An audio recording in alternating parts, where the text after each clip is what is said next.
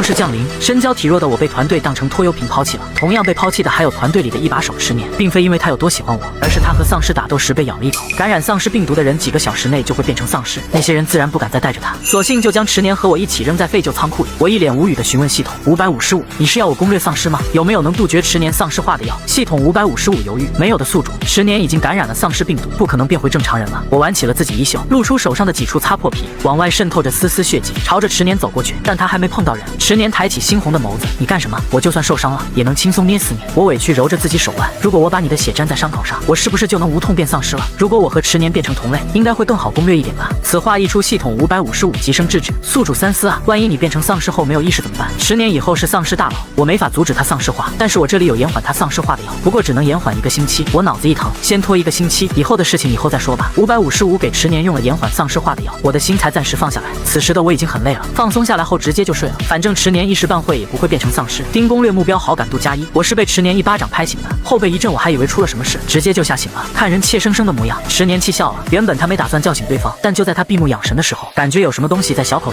啃他的胳膊，他还以为是丧尸来了，张开眼才发现是对方抱着他的胳膊在啃。嫌弃之下，迟年直接一巴掌拍在我后背上，人就惊醒了。我尴尬了，对不起，我太饿了。我起身在小仓库里找了找，在靠近门口的地方找到了一个小书包，在隐藏夹层里摸出一个巧克力棒，这是最后的食物。在我穿越到这副身体之前，这巧克力是原神珍藏了很久，想要留给自己喜欢的人的。原神有男朋友，对方温文尔雅，只不过家里穷了些，还傻乎乎的跟着对方出来穷游。结果这个温柔男朋友在原神被团队抛弃时，屁都没有放一个。想到这，我叹了口气，撕开包装袋，浓浓的巧克力味道就溢了出来，空气里漂浮着淡淡的苦香，肚子空荡荡的。我吞了口水，把巧克力棒掰断了，走到迟年身前，将带着包装纸的巧克力棒递给他。迟年摆摆手拒绝，我不饿，你吃吧。确实不饿，被丧尸咬之后别说是饿，就是五感都在渐渐迟钝。迟年以为他就是口头谦让一下，但意外的是，我没拿走巧克力，把巧克力放到迟年手里，声音低落落的，这是最后一块了，你吃掉巧克力后可以不吃我吗？迟年皱眉，我还没变成丧尸呢，但我答应你，就当是积口德了。他也很久没吃过巧克力棒了，听他答应我松了口气。刚刚555已经在脑海里告诉过我，迟年以后不是普通的丧尸，他不仅有自我意识，而且等级极高，可以号令其他丧尸，通俗易懂来说就是丧尸皇。迟年几口嚼碎巧克力棒，把包装纸随意扔到一边。我们现在在一个小超市的地下仓库，不过团队来这里的时候，小超市的物资就已经被搜刮的差不多了，那些人抛弃我们走了。现在超市上面有没有丧尸，安不安全还真的很难说。晚上我闹肚子惊醒，腹痛如绞，额头频频冒冷汗，半块巧克力棒难道是过期了？我咬咬牙，这小仓库旁边好像有个厕所来着，我很轻松就找到了小厕所，解决完肚子好受了很多。去洗手池洗手，正洗着手，余光瞄到洗手池上的镜子上，镜子里映出一张干瘦的身影，不知何时站在了我身后，他衣服布满血污，直勾勾的盯着我。我终于忍不住，控制不住大叫出声，就近搬起一个灭火器，朝着丧尸狠狠砸过去。哐当一下，丧尸好像摔在了地上，我也不顾有没有杀死他，掉头拔腿就往外跑。迟年惊醒了，听到动静不对，他还想说什么，但我用手把他的嘴捂上了。嘘，先别说话。很快，小仓库门外就传来了杂乱的脚步声，铁门也被拍得啪啪作响。寂静的黑夜里，这道声音突兀又拉耳。现在外面拍门的自然不是普通的人，没多久拍门的动静小了，直至没有。我在哭，迟年反应出来，抬手摸黑找到我脸颊，轻轻帮我蹭去泪花。我不吭声，小声呜咽了2声。我肚子疼，去上厕所，不知道会把他们引过来。昏暗里，迟年安慰道：“没事，他们也没进来，不哭了，不哭了。”原来少年是出去上厕所，他还以为对方偷偷跑掉了。盯攻略目标好感度+5，当前好感度6。天不亮，迟年就醒了，或者说他一直没睡好。虽然小超市的物资被人搜刮的差不多了，但保不齐就有遗落的。出了小仓库，他把铁门锁好，防止有丧尸闯进去把少年咬死。外面晃悠着几只丧尸，迟年眼神警戒，也只是警戒，毕竟自己已经被丧尸咬过了，情况不会比现在更糟糕。谨慎之下，迟年选择绕开他们走，上了1楼小超市。迟年关好大门，眼神将各个货架打量一遍，便穿梭进去搜寻。这超市虽然小，但货物挺齐全的，不仅有饰品区，还有衣服等日用品区。食品区的架子已经空了，迟年看了会儿，挑选了个趁手的棒球棍拿在手里，比划着当武器。他还算幸运，虽然小超市已经被人搜刮过，但他还是找到了不少吃的：2袋饼干，5袋火腿肠，1个肉罐头，2个水果罐头，还有一些叫不出名字的散称小零食。迟年把它们一股脑塞在小书包里。地下仓库连接着停车场，担心动静再引附近丧尸过来。迟年杀完这6只丧尸后，马不停蹄带着物资赶回了小仓库。小仓库里，我已经醒了，窝在角落里，把头埋在膝盖处，失落的抱着自己。迟年走了，还带走了我的小书包。迟年放下物资，锁好门，听到抽泣声时眉头皱了皱，哭什么？我眨了眨眼，垂眸时地上确实有一大袋的零食和衣服，有些不敢置信。给我的吗？迟年点了点头，吃饱了，以后睡觉就别啃我了。闻言我不好意思，昨晚又啃迟年了吗？不过看着地上的一大兜吃的，这种感情很快就消下了。我拿到零食后，看都不看，直接塞嘴里了。迟年叹了口气，吃的时候别急，这些都是给你的。我捕捉到关键词疑问，都给我？那你吃什么？迟年起了些逗弄心思，中了丧尸病毒后，我现在一点都不饿，你多吃一点，我把你养白胖一点，等我变成丧尸，就有现成的口粮吃了。闻言我怔了，现成的口粮是说我自己吗？我眼神呆了下，然后眸子肉眼可见变红，眼里积上一层水雾。你不是答应过我以后不吃我吗？迟年目光暗了暗，以前这个小少爷有那么爱哭吗？迟年不说话，我更伤心了。这还没变成丧尸呢，就一点人情味都不讲了，那以后变成丧尸了还得了？我把饼干塞进迟年怀里，泪眼汪汪的瞪了他一眼。我不吃了，我没吃你的东西，你以后不能吃我污。迟年好笑，把饼干重新递给对方，开玩笑的，不吃你，这些吃的都是给你的。我也很识时务，明白如果自己想在末世生存，以后还是要抱迟年大腿的。我吃着薯片含含糊糊道，那谢谢你。丁攻略目标好感度加2，当前好感度15，两人和好了。我吃饱后合上眼继续休息。下午，小仓库上方传来窸窸窣窣的动静，依稀能听到交谈声，还有搬动东西的声音。迟年目光疏地凌厉，抬眸看向小仓库的底部。小仓库上面是超市，这个小超市应该是又来人了。迟年本就亢奋的无法入睡，现在一群人在上面搜刮，更是吵得他无法休息。他皱紧眉头，以他现在的听力，甚至能听清上面的人说什么话。这是一波逃生路过这里的人，看到这儿有小超市，就想进来搜刮物资。他们约莫有8、9个，清一色年轻人。小超市里吃的都被搜寻过了，这些人只要不找到小仓库，迟年没必要管他们。可偏偏不希望来什么就会来什么。没多久，那些人在超市找不到东西，就下来探路。何哥，这地下咋还连着车库？看着好大，阴森森的。一个胖子探索着地下车库，畏手畏脚，眼神不断往四周瞟，光顾着瞅周围。胖子脚下绊了一下，他低声骂了句，待看清是什么东西后吓得大声尖叫：卧槽，丧尸！何哥，这地下车库有好多丧尸，好吓人！被叫何哥的人瞬间警惕，哪？丧尸在哪？胖子结结巴巴，在地上。领头人何自明一脸问号，看清地上躺着的几只丧尸后，他脸色不好，你瞎叫什么？害得老子真以为丧尸来了，这不都是死的？你怕个毛线！说着说着，他露出思索状，这些丧尸看着死了不久，说不准这地下有人呢。闻言，胖子眼睛亮了，有人就意味着肯定有物资，只要把别人物资占了，他们就有物资了。他嘿嘿笑了几声，那何哥，我去把他们找出来。何自明皱眉叫住胖子，别莽撞，能杀死这么多丧尸的人能是好惹的？对方可能也有很多人，如果对方人多，我们就提出加入他们；如果对方人不多，我们在。他做了个下手的动作，胖子恍然，拍马屁道，还是何哥稳妥，不仅练过散打，智商还这妖牛。行了，行了，快去干活找人。虽然是打断的话，但何自明脸上挂着得意的笑，明显很受用。何哥，这边有个小仓库。胖子拍了拍门，发现门是锁的，兴奋道，何哥，门是在里面锁的，里面肯定有人。何自明闻声过去，他拍了拍门，对着里面喊话，里面有人吗？迟年目光阴冷，沉沉看向门口，方才外面两人的对话，他一字不落的听到了耳朵里。迟年没应声，不过我被吵醒了。男人反应很快，捂住了我的嘴巴，别出声，是坏人。里面没有动静。何自明不甘心，他佯装礼貌道，我们也是逃生的人，没有恶意的，你给我们开门，大家人多力量大，可以一起逃生。我们小队的物资都是共享的，你和我们一起逃生，物资大家一起找，就不用再担心物资问题。话都说到这了，何自明自以为说得很诱人，但迟年盯着门的目光就像是在看傻子一样。我也把眉头皱得紧紧的，自己才不信什么资源会共同分配，因为自己就是因为身体差被团队扔下来。外面的人好像有意在哄我们出去。小仓库里迟迟没有动静，胖子耐不住了，何哥，难道真的没人？何自明不悦道，你傻，刚刚你不还说里面锁了门，肯定有人吗？胖子疑惑，如果有人，那他们为什么一直不出声啊？何自明转了转眼珠，压低声音道，小超市没有物资，很有可能就是被他们搜刮走了。胖子听了也有些高兴，那里面岂不是有很多物资？说不定是里面人少不敢开门。两人都默认门里人少物资多，眼里纷纷放光。何自明故意放大声音，你们到底出不出来？如果你们不肯出来的话，我们可就放炸药炸门了。听到他们有炸药，迟年眉宇锁起，眼神蓦地沉下。我冷静下来想想，又觉得不太可能。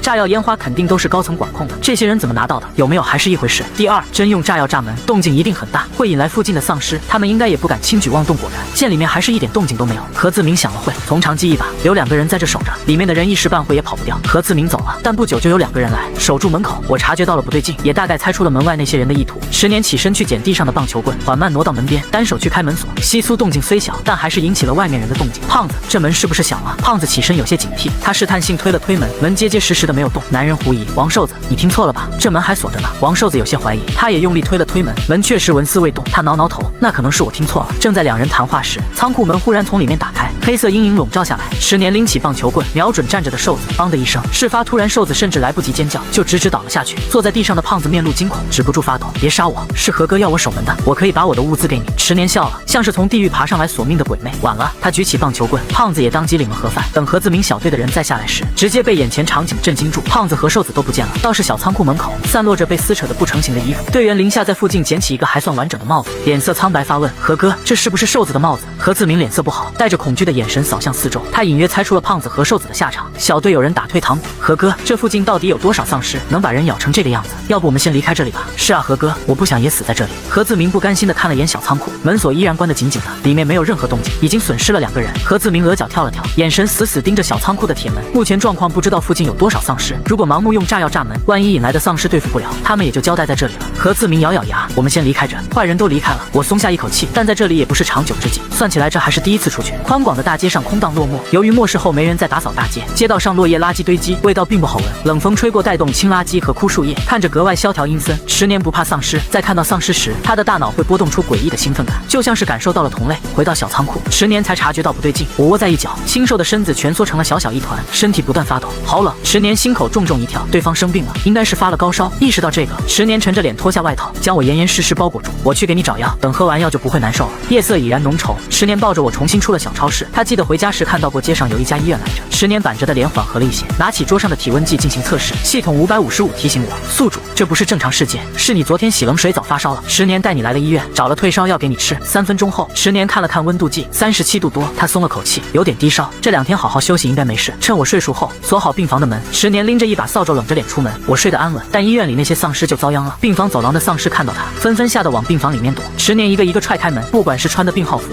护士服还是白大褂，10年通通都没放过。今天并没有白敲，有几只丧尸死后，脑袋里掉出了黑色的水晶石，每个约莫鸽子蛋大小。10年虽然不清楚这是什么东西，但却感觉这东西对他莫名有股吸引力。10年重新踹开一间房，里面有一只刚异化不久的丧尸，身上腐烂程度很低。看到10年，他像是害怕什么般，拼命往病床角落躲。敲丧尸敲得有点累了，10年觉得没意思，他将手里的断扫把扔出去，直直甩到了那只丧尸脚边。好一会，在10年准备走时，他捡起断的扫把，颤巍巍双手递给了10年。10年脸色这才郑重起来，眼神探究，莫非这只丧尸有意识？为了验证自己想法，10年冷声命令道：“起来！”话音刚落，那只丧尸就像傀儡受到召唤一样站起身。10年目光深了深，赤色眼底有红光萦绕，想起什么吩咐道：“你去行书路1号街道第2家小超市，把他家地下仓库里的小书包和吃的都提过来。”丧尸歪了歪头，在10年森寒的目光中，动作僵硬的出了病房，解锁了丧尸新用处。10年给医院里其他丧尸都分配了任务，变异不久的丧尸看着没那么磕碜的，就让他们代替自己干活，负责烧热水做饭。腐败程度中等的丧尸派去附近搜寻物资，将附近吃的、喝的还有生活用品都搬到医院来。得到指令后，所有丧尸有条不紊的去干活了。10年甚至在我睡觉时找了个发热门诊的医生给我看病，已经变成丧尸的医生手里拿着听诊器给我听心跳，时不时抬眼去瞅站在病床边的男人，看我干嘛？给他看病。轻飘飘的声音无端透着压迫感。丧尸医生手抖了抖，给我听完心率后，他翻出医药箱，掏出2小瓶药剂和一个一次性针管。打完针后，10年和丧尸医生走出病房。病房门口长廊上摆着一张桌子，上面放了几盘荤素搭配的小炒，一大碗白米饭，甚至还有盆鸡汤和一盆鲫鱼汤。桌子一边站着几只围着围裙的丧尸，其中一只手里还拿着勺子。10年挑挑眉，这些丧尸倒是聪明，知道把菜送过来时还找个桌子放着。10年一桌菜搬回了病房，关好病房门，坐到病床边帮我夹菜。看到这么多菜我都懵了。10年，这些菜都是你做的吗？我们应该吃不完。10年解释说，不是生病了吗？多吃点补补身体。我感动得快哭了。10年，你也太好了，居然做了那么多菜。10年眼底升上造诣，隐隐有几分暗力。他好像越来越控制不住自己了，不知道从什么时候开始，见到眼前的少年就会想将人吃掉。10年努力控制着自己，最后心烦意乱的人选择闭上眼睛，不看少年的脖颈。最后忍得难受的10年从口袋里摸出一块石头，这是杀死丧尸后得到的金盒。但现在10年已经想不了那么多了，他急需嘴里咬着什么来转移自己对我的注意力。我是被铺天盖地的黑化值提示音砸醒的。丁攻略目标黑化值觉醒，当前黑化值加10，当前黑化值80。我一脸问号，迷茫的睁开眼睛，直直的对上一双黑红眸子。10年的目光阴冷的厉害，薄冰凌冽般的眸子勾着，直勾勾盯着我。我后背一凉，感觉像是被什么野兽盯上了。我有些怕，小声唤人。10年不为所动，倒是系统555心惊肉跳的提醒，宿主。10年已经完全变成丧尸了。见状我满脸问号，他不是吃了延缓丧尸化的药吗？现在还不到1个星期，怎么会变成丧尸啊？系统555解释，本来是1个星期，但是10年今晚服用了金盒后直接进化成了丧尸，他现在可能不记得你是谁。10年一直盯着我，自然注意到了少年害怕的表情，我感知到了危险，抬起一双怯生生的眼睛，你以前答应过不会吃我的。失忆的丧尸化10年好笑的勾了勾唇，我们到底是什么关系？我为什么要答应不吃你？我害怕的抖了抖，急中生智道我是你弟弟。闻言10年玩味笑了，我不可能有弟弟，你骗我了。潜意识里他没有家人，又怎么可能有弟弟？说着他低下头准备来咬我，但被我推开。等等啊，不是那个弟弟，我们是情侣关系。10年顿住，眼底赤色越积越浓，我们是恋人吗？那你怎么证明的？我松下一口气，要证明还不简单。我知道你左边大腿内侧有颗痣，还好上次洗澡的时候我偷偷看到了。10年一脸疑惑，这么私人的东西肯定只有小情侣才知道。果然10年身体僵住，慢慢松开了我，随后朝着病房门口走去。10年随手抄起一把扫帚，卸掉扫地那头，只留下一个棍子，头都没回就躁郁的出了病房。不多久，病房外面就传来了踹门和砸包谷的声音，期间还有很多凄厉的嘶吼声，是无数丧尸的哀嚎。今夜的动静格外大，因为这一次一连几天医院附近的丧尸都只敢抱头躲着，不敢出来活动。10年不太记得这些丧尸，但是这些丧尸记得10年，他们三两抱成一团，吓得瑟瑟发抖。10年还是觉得不太可能，随便抓了几只丧尸问情况，在丧尸嘴里拼凑了这2天的情况。他是抱着少年来医院的，少年生病了，他很着急帮人找药喂药，把人哄睡，找了一个丧尸医生给少年看病。闻言10年的脸色微妙的变了，他不觉得自己会平白对人温柔，莫非他和对方真就是那种关系？回到医院，我本以为10年会端饭进来，但是进来的却是几只呆头呆脑的丧尸。看到他们，我瞬间小脸苍白，吓得哭腔都出来了。有丧尸呜呜屋，那些丧尸歪头看了一眼，并没有靠近，而是相当有秩序的抬进来一张小桌子，还贴心的把碗筷摆好。我壮着胆子看了一眼，在看到桌子上熟悉的饭菜后，后知后觉意识到什么，昨天的饭菜该不会也是？系统555安慰道：宿主，虽然是丧尸做的饭，但是他做饭之前有洗澡和消毒。我胃里一阵翻滚，这下也没有食欲了。迟年进来时，桌子上的菜纹丝未动，意识到什么，下一秒耳畔传来少年哽咽失落的声音：迟年，你其实并不想给我做饭，那些饭菜不是你做的，都是丧尸做的，对吗？迟年身子顿住，无端有些心虚。你不喜欢别的丧尸做饭，那我来做饭，不过可能会有点难吃。迟年将桌子和饭菜撤了出去，去了医院的后厨。吃完饭后，二人出门随便转转走走消消时，医院里的丧尸相当有眼色，感受到迟年的气息后，纷纷躲在了病房里，留出一条空荡荡的走廊。末世的天气不是说不好，只能说是阴晴不定，比如现在还晴空万里，但下一秒天空就会撕裂开，笼罩上灰蒙蒙的雾意。我心情本来挺好的，如果不是遇上这一行人的话。在医院附近一条小道上走着，我忽然被一道声音喊住了，这是一道男音，细听还有几分耳熟。街道分岔路口那边，不知何时冒出了几个人，里面有个身姿挺拔的青年正在对我招手，那青年就跑着追上来了。真的是你？他声音激动，眼底也带着几分惊喜。你还没死，真是太好了。我不越看过去，脑海里忽然想起了对这个人的记忆，这人就是原主那个温柔似水，跟着其他人一起抛弃他的男朋友。我垮下小脸，你是谁？于飞翼擦了擦汗水，小琪，我是于飞翼啊，你能没事真是太好了。我这时才开始认真打量他身后那几个人，个个都很眼熟，应该都是之前他们旅行团的人。想到以前被团队抛弃的过往，我绷不住小脸，直接看向迟年。我不认识他们，这意思明晃晃的，我不想和这些人接触。迟年由于记忆混乱，也认不出旅行团的人。于飞翼怎么都没想到对方会是这种反应，但这人压根不接招。于飞翼眸色深情而温柔，小琪，我知道你还没消气，但是我现在觉醒了火系异能，已经有能力保护你了。团队里现在也是我说的算，我再也不会抛下你了。这些人也不能再欺负你，你和我们走好不好？我皱眉，总觉得于飞翼对我的态度过于热络，很棘手。于飞翼在和旅行团的人走后，在一次和丧尸搏斗中被咬伤了。于飞翼怕自己像迟年一样被丢下，就隐瞒了自己的伤势。没想到他不仅没变成丧尸，还觉醒了火系异能。异能的觉醒也刺激他恢复了前世的记忆。前世他并未觉醒异能，跟着旅行团的人磕磕绊绊找到一个人类基地，但因为没有异能，只能在基地里干又苦又累的活。后来他无意间知道，基地的创办人是白家的人，是小琪的哥哥和父母创办了基地。白家人一直很遗憾把小儿子弄丢了。知道这层关系，于飞翼更加觉得这次重生是上天给他的机会。这些天借着对末世未来发展的先机，他杀丧尸获取晶核提升异能。现在整个团队里的人都听他的话，不顾他们反对，他回来找我了。只要这次能拿捏住小琪，他以后就能在人类基地过上人上人的生活。就在这时，一道冷音打断他的幻想，他不会跟你走的。迟年阴着脸把我护到自己身侧，于飞翼这才注意到迟年，他皱了皱眉，好像想起了他。你是迟年？随即他面色震惊，你居然还没有变成丧尸？难道你也觉醒了异能？被丧尸咬只有两种下场，一是变成丧尸，二是觉醒异能。于飞翼是知道的，迟年怎么看都好好的，和正常人没什么区别，那他肯定是后者。于飞翼越想越觉得是这样，既然是异能者，他的态度自然要好点。迟年，这段时间辛苦你保护小琪，我们准备去找人类基地，你要跟着我们一起去吗？迟年有异能，一起带走也不是不行。闻言，迟年不悦脸眸，眼底泛出诡谲血色。忽然，空气中响起兴奋的嘶吼声，打断了几人在末世洗礼了几个月的人，一听就知道这是丧尸的嘶吼声，四面八方的叫声细密无央，此起彼伏。于飞翼一行人瞬间紧张起来，就算是有异能，也顾不了那么多的丧尸。小琪，可能是丧尸潮要来了，你跟我走，我保护你。于飞翼急切说着，就要去拉我的胳膊，他还没碰到我，就先被迟年捏住了手腕。男人声音寒凉，我保护他，你保护你的人就好。说着，迟年手上用力，不客气一拧，咔嚓，空气里发出断裂的声音，同时还有于飞翼的惨叫声。他脸色不好，想发怒，但是丧尸群的吼叫声离得更近了。于飞翼咬牙只能离开，心里巴不得这丧尸潮咬死对方和迟年算了。回到医院，迟年给我找了热水，擦手擦脸。我斟酌开口，迟年，我的病好的差不多了，我们离开医院吧。爸爸妈妈还有哥哥他们应该会担心我。闻言，迟年神色不受控制的按了按，他指尖收紧状似无意开口，怎么突然想回家了呢？和我待在一起不好吗？我当即表示，主要是出来好久了，又碰巧遇上末世爆发，他们一定很担心我，我想回去看看他们。迟年嗯了声，最后点头答应，但眸色染上丝丝偏执，最终还是选择不扫少年的心。他不确定少年找到家人后还会不会需要他，如果他不需要他了，那他们丁攻略目标黑化值+5，当前黑化值85。我一脸问号，试探道：迟年哥哥你怎么了？迟年克制住情绪，声音温柔了些，没什么，只是在想小琪的家人住在哪里。我思考了一下，结合555给的提示道，他们应该是在 M 市，我爸妈很厉害的，我觉得他们应该没有折在末世里，说不定他们也在等我回家。听对方这样说，迟年的同人细微颤了颤，丁攻略目标黑化值+5，当前黑化值90。我瞳孔一震，终于察觉到什么。出发前一晚，迟年偷偷出了病房，外面的丧尸简直太习惯这个时间点了，看到他出来，纷纷抱头乱窜。不过很快，他们就被迟年丧尸皇强大的威压压制得动弹不得。男人目光波澜不惊扫过他们，今天不砸你们，来几个教我做菜。出发当天，迟年也不知道从哪弄了辆车，后备箱还有车后座堆满了物资，不只有食物，还有衣服和生活用品。我甚至还看到了几罐擦脸油。车子飞速驶过空荡的大街，发出阵阵躁动嗡鸣声。车上有导航，不用担心找不到 M 市。大街上人少，没有丧尸赶拦车，前往 M 市的行程出乎意料的顺利。仅仅一天就行驶了约莫1/3的路程。天黑之前，迟年找了地方落脚，停好车。我好奇地打量这片区域，这是块别墅区，一栋栋别墅独自矗立，地域空旷。两人穿过院子，走到客厅门前，别墅有人。在两人进来时就已已经警戒了。池年停在客厅门口，客气地敲了敲门，借个厨房，可以用食物换，没有恶意。里面的人犹豫了一下，还是打开了门。进来吧。开门的是个男人，身量挺拔。娄旭峰打开门，看到外面确实只有2个人，才微微侧开身放人进来。客厅亮了灯，进去后可以看见里面还有4个人，3个女生，看着都是20岁左右。他们旁边坐着一个年龄相仿的男生，看着挺阳光的，眼里还带着清澈的愚蠢。几人围坐在桌子边，桌上还摆着一些吃的和零食，看样子刚刚是在用餐。客厅开的是小灯，从别墅外看着不起眼。这些人应该挺谨慎的。听到动静，那个男生站起身，打量着池年和我，在看到2人只有池年背了一个小书包时，不悦说道：“就是你们要借厨房，说的挺好，可是你们有吃的交换吗？”我还没出声，那个长相英气的女生就起身，对着男生训斥道：“吃你就知道吃，谭路，我是饿着你了吗？你娄子哥都没说什么，轮得到你在别人面前充老大？”谭飞对池年和我歉意一笑：“我弟弟不懂事，冲撞2位了。这别墅也不是我们的，大家都是末世里逃生的，互相帮助体谅一下，你们别往心里去。”这话说的大方，池年和我也不好再说什么。池年进厨房，本来没人在意，但不久后，小厨房就飘出了爆锅和炒菜的香味。谭路吸了吸鼻子，咽了口水，好香啊！其实大家都觉得香，只是池年他们已经给了压缩饼干，再去要吃的就不好看了。大家心照不宣，没有开口，只有谭路这个大傻子表现的那么明显。过了一会，池年端了几盘菜过来，3盘荤素搭配的小炒，1盆西红柿鸡蛋汤，食材是自带的，餐具用的是别墅里的，色香味俱全的菜，让谭路不由得瞪大双眼。池年将饭菜摆好，给我盛了1碗汤，道：“晚上吃米饭不好消化，你先将就，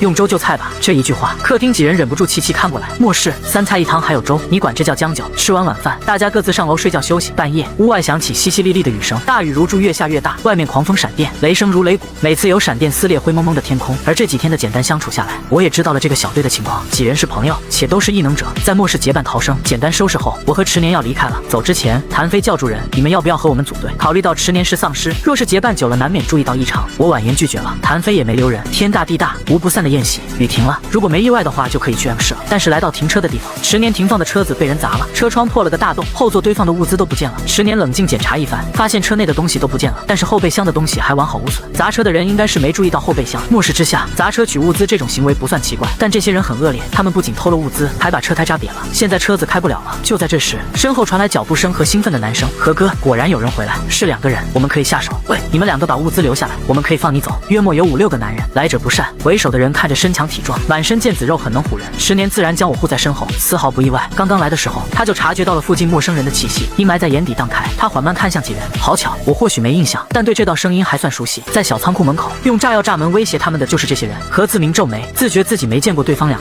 他横道：“巧什么巧？别跟老子套近乎，让你们交出物资，听不到吗？”池年抬手还没发力，就被我拉住了衣角，仔细叮嘱：“池年，记得先把我们的物资要回来。”男人点头，眸子温和。好。池年应得自如。何自明几人却忍不住笑了。何哥，你听听他在说什么？这家伙居然说要把物资要回去，哈哈哈！你可是散打冠军，还是3阶雷系异能，这小子怎么可能打得过你？等着被何哥的雷劈焦吧！池年笑了，是吗？见他不信，何自明手心唤出一团紫色雷电，砰的一下劈在车子顶部，车子碎裂，发出类似爆炸的嗡鸣。他眼神轻蔑，小子，现在总能把物资交出来了吧？不然这车子就是你的下场。池年抿唇，眼底更暗了。男人轻轻抬手，和何自明的动作有几分相似。何自明几人惊住，有些紧绷。难道你也是异能者？可几秒都没有动静。何自明一行人哈哈大笑起来。你该不会还想学何哥空雷吧？这个不知死活的东西，哈哈哈！但很快他们就笑不出来了。天空猛地变色，乌云翻滚，一道紫色雷电毫无征兆劈了下来，仅仅一瞬间便将那个咧嘴大笑的人劈焦了。这雷控制得很精准，将人从头劈到尾，但身后装物资的大背包一点事都没有。怎么可能？何自明脸色微变，看向池年的目光多了几分惊惧。你也是雷系异能者？池年不语，刚刚停顿的几秒是在试探如何出手才不会让整个天空雷声翻滚，这样会吓唬到小七。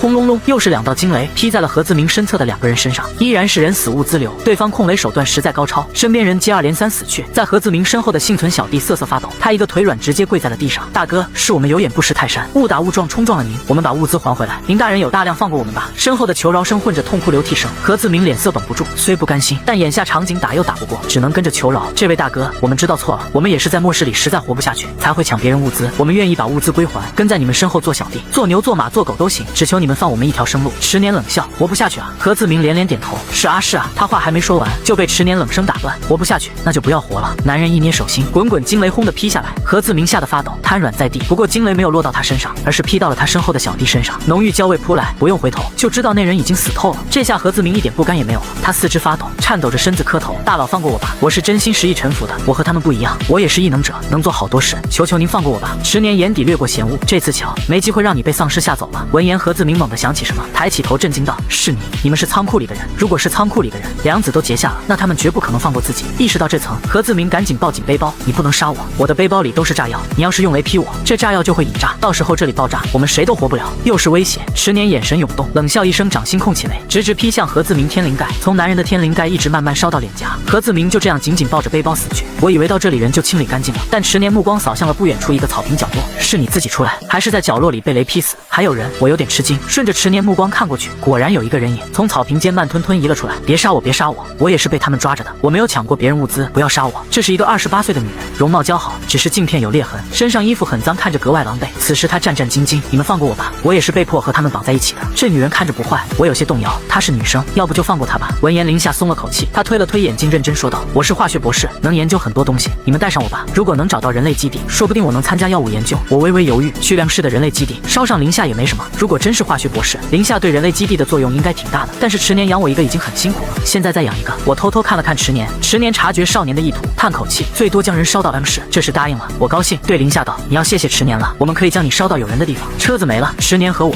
暂时先回了别墅。别墅里几人还没走，谭飞询问：“你们是遇到什么事了吗？怎么突然回来了？”我简单解释：“我们的车被人砸了，路上捡到林夏，就一起带回来了。”没提迟年控雷杀人的事情，也没提林夏之前跟着何自明他们的事。林夏也不是傻子，直接顺着道：“是啊是啊，我是被捡的。”谭路有些尴尬。话说你们准备去哪？要是没目标的话，不如和我们结伴吧。我表示应该不行，我们要去 M 市。闻言，谭路几人有些震惊：“你们也要去 M 市？既然你和迟年也是去 M 市，不如和我们结伴走吧。你们车子坏了，我们这有2辆车，加上你们3个，车子也是够用的。”在众人收拾完东西后，当即选择立即出发。天黑之前，车子驶到了一处加油站，娄旭峰他们决定在这里休整。快到加油站门口时，迟年忽然想起什么，对我说道：“你先跟谭飞他们进去，我去拿一下车上的物资。”加油站黑压压的，进去时里面已经有人在了，大概6、7个人，坐在地上靠着墙休息。看到他们进来，颇有些警惕地坐直了身子。谭飞开口：“我们就过个夜，无意冒犯，大家互相体谅。”看到他们女人居多，听到话后，里面的人放松了警惕。我进来，好死不死看到了一张熟悉的脸，对方显然也注意到我，面色惊讶：“小齐。”我拉下小屁脸：“不是吧，这么晦气，怎么又碰见了于飞翼了？”系统555解释：“宿主，这里是去 M 市的必经之路，于飞翼也要去 M 市，你们碰见是很正常的。”于飞翼连忙站起身，我有些嫌弃，生怕他过来沾自己。仅仅过了2天多时间，但2人的差距肉眼可见的天差地别。我衣服整洁，人也很有气色，而于飞翼好不容易从丧尸堆里逃出来，灰头土脸不说，衣服也被丧尸撕咬得破破烂烂，整个人狼狈不堪，怕什么来什么。于飞翼托起疲倦的身子起身，上来就要抓我的胳膊，还好娄旭峰眼疾手快抓住了他的手。吴越道：“你干什么？”于飞翼不爽，眼里有轻蔑闪过，才2天没见小齐身边又换人了，还真是离开男人就不能活，压制着对人的嫌弃。于飞翼努力装出后悔和深情的样子：“小齐，我知道错了，我以前说的话都是气话，你原谅我好不好？”经历过丧尸潮，于飞翼对打丧尸这件事简直有了阴影，又累又麻烦，一个不小心就可能丧命。这么一对比，还是把这个小少爷搞定了比较好，这样去了 M 市能直接躺赢。小齐，我真的知道错了，我不介意你跟过别人，阿义哥哥以后会好好保护你，你重新回到我身边好不好？我被恶心的一个机灵。于飞翼，我是给你一次说话机会，不是给你一次咬我的机会。于飞翼这番话，加油站里的人都能听到。谭飞几人不约而同皱起了眉，就连大咧咧的谭路都忍不住嚷嚷：“不是吧，哥们，你怎么回事？说话跟放屁一样。”小齐跟谁了？你会不会说话啊？见他们都护着我。于飞翼神色微妙的更不好了，暗叹对方到底勾搭了多少个男人。他眼里愠怒，我和小齐才是原配，是迟年趁人之危，你们不懂不要乱说好不好？谁趁人之危？一道冷音传进来，室内温度莫名下降了几个度。众人看向门口，迟年抬起猩红的眸子望了过来。